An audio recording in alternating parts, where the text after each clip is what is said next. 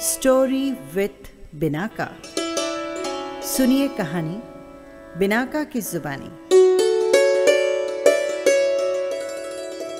तो लीजिए, हाजिर है जगदीश चंद्र जैन की कहानी राजी मती की दृढ़ता।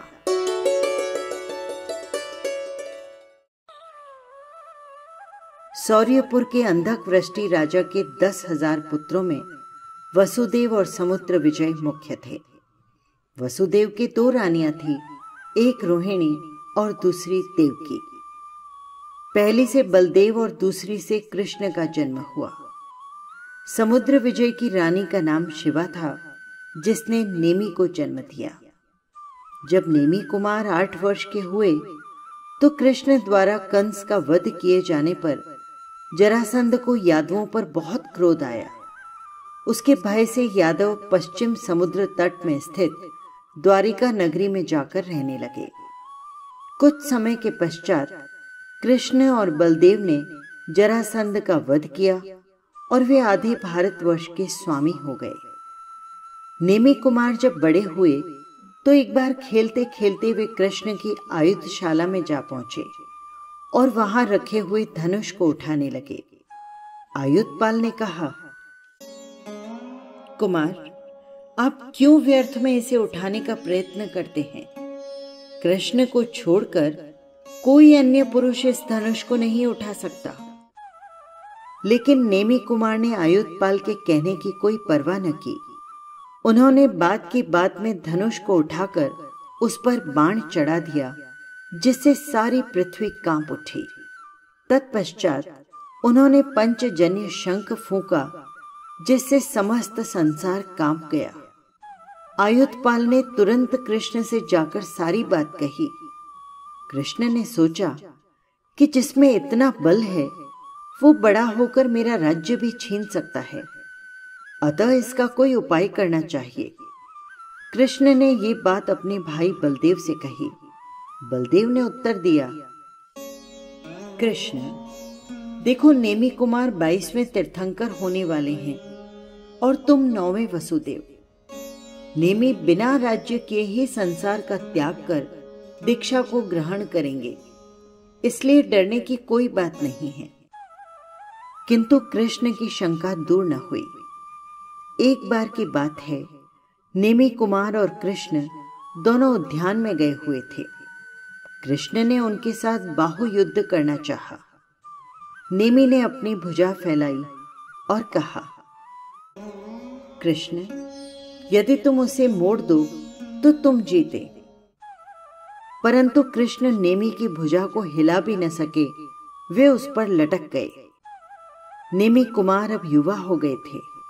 समुद्र विजय आदि राजाओं ने कृष्ण से कहा, देखो, नेमि सांसारिक विषय भोगों की ओर से उदासीन मालूम होते हैं, अतः कोई ऐसा उपाय करो जिससे ये विषयों की ओर झुकें।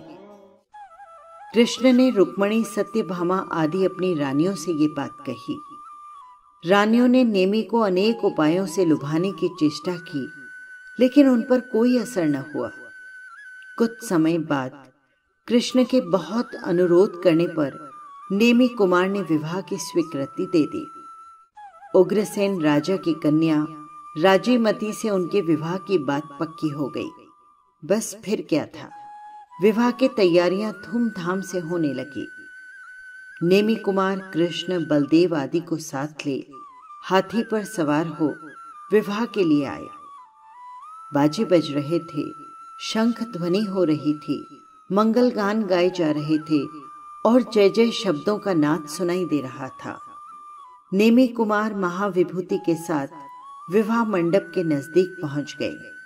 दूर से ही नेमि के सुंदर रूप को देख राजीमती के हर्ष का पारावार न रहा। इतने में नेमि कुमार के कानों में एक करुण स्वर सुनाई पड़ा। पूछने पर उसके सारथी ने कहा, महाराज, आपके विवाह की खुशी में बाराती लोगों को मांस खिलाया जाएगा और ये शब्द बाड़े में बंद पशुओं के हैं।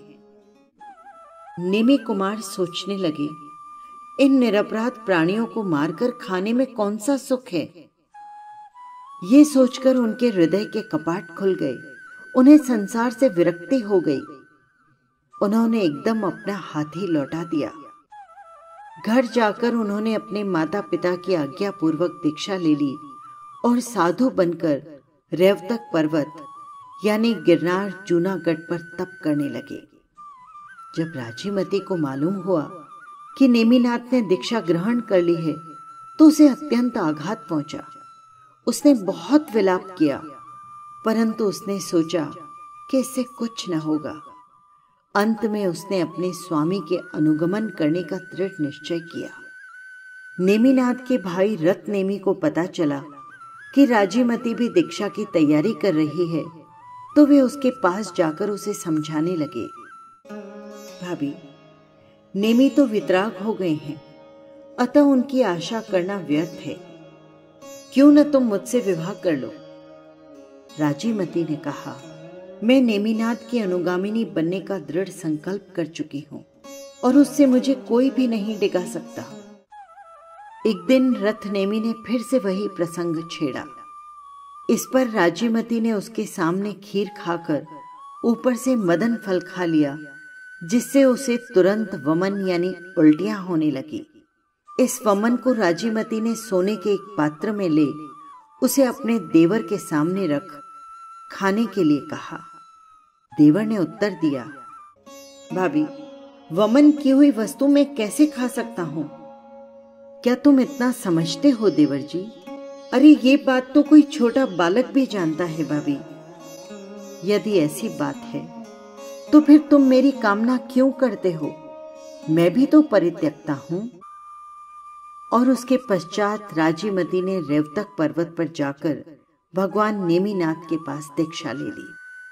कुछ समय बाद रत्नेमी ने भी दीक्षा ग्रहण कर ली और वे साधु होकर उसी पर्वत पर विहार करने लगे। एक बार की बात है, राजीमती अन्य साध्वियों के साथ रेवतक पर विहार कर रही थी। इतने में बड़ी जोर की वर्षा होने लगी। सभी साध्वियां पास की गुफाओं में चली गई। राजीमती भी एक सोनी गुफा में आकर खड़ी हो गई। संयोगवश रत्नेमी साधु भी उसी गुफा में खड़े होकर तप कर रहे थे। अंधेरे में राजीमती ने उन्हें नहीं देखा। वो वर्षा से भीगे हुए वस्त्र उतारकर उन्हें सुखाने लगी। राजीमती को इस अवस्था में देख रत्नेमी के हृदय में फिर से खलबली मचने लगी। उसने राजीमती से प्रेम की याचना की, लेकिन राजीमती का मन डोलायमान न हुआ। वो स्वयं संयम में दृढ़ रही और अपने उपदेशों के द्वारा उसने रत्नेमी को संयम में दृढ़ कर दिया। बस यही थी कहानी। आपको कैसी लगी कमेंट बॉक्स में जरूर लिखिएगा। और हाँ, यदि आपने चैनल को सब्सक्राइब नहीं किया हो तो कर लीजिएगा। फिर मिलेंगे किसी नई कहानी के साथ। जय जिनेंद्र।